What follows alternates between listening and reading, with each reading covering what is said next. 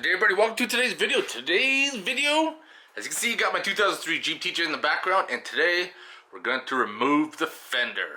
Driver's side it is. We are going to be removing the front fender to get access a little bit easier to removing the bolts for the intake manifold. I got the Banks torque tube headers and got tired of the struggle, so I'm going to remove the fenders to get the access a little bit more easier. See if we can get this washer tank off, because that's going to expose the bolts for the transmission control module. Now, depending on your TJ setup, if you have a rear wiper, you're going to have two motors and two washer fluid lines. You're going to have to remove them and disconnect the electrical to get the washer tank out.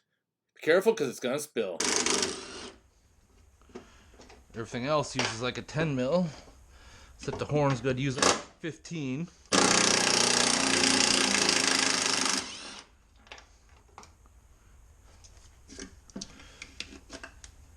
Don't you dare try to fall down.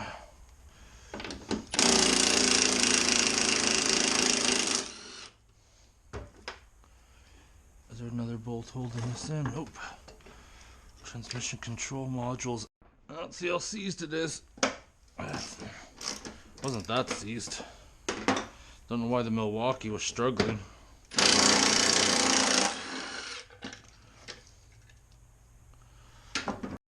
Now I just got a TJ Sport, so I'm just removing everything up top here. So disconnecting all the electrical. I don't have ABS brakes or cruise control or air conditioning.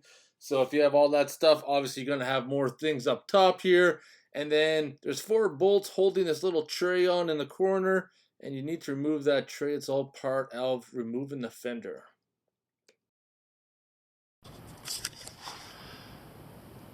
Now if you have aftermarket fender flares, these are probably going to be a problem as well, because I'm going to assume that those most likely are going to strip out. Now removing the fender, if you have to remove this part here, depending on what kind of Jeep you got, I got aftermarket fender flares, whatever. Anyways, all of them broke off. So when removing the fender, that's something you're going to have to keep an eye out for. Now, there's a whole bunch of bolts underneath. Oh, we lost our light. We could start by taking this electrical out, front and back there,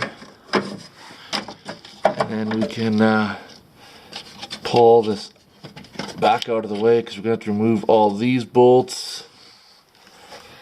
I think the skirt is not going to be any issue. These 2 bolts, remove these. And then I think there's might be some inside. And then this fender should just pull out. Before we start removing those bolts, I want to pull everything off the top side here that's connected. What do you guys think the odds of those ones there coming off are? Let's see if I can bust them free with a hand ratchet first. And then hit them with a air ratchet.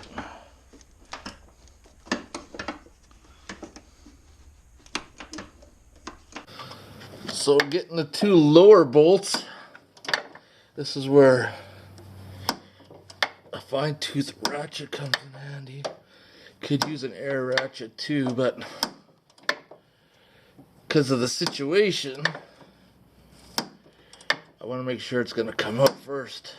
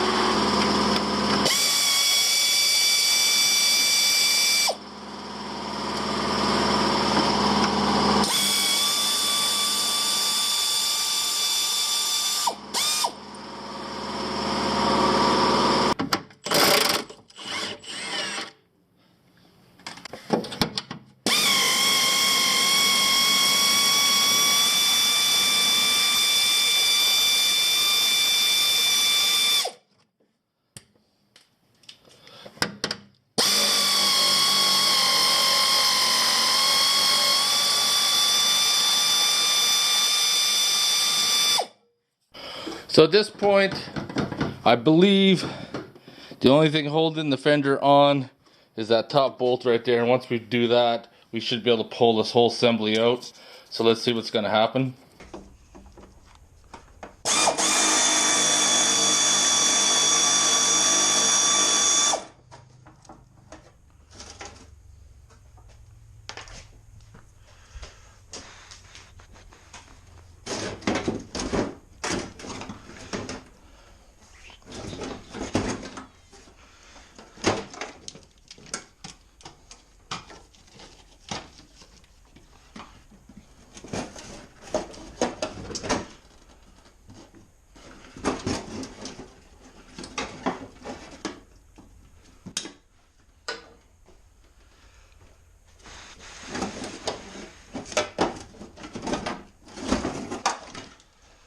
Here we go. There you have it. The fender is off. Only busted one bolt, unfortunately. Wasn't impossible, but at the same time, TJs are getting older. If you live in a climate that's worse than mine, it may be a fun job trying to get them off without busting all the bolts. I want to thank you guys for watching this video. If you guys have any questions or comments, post them below. And check out my playlist for other Jeep TJ videos. I'll see you guys in the next one.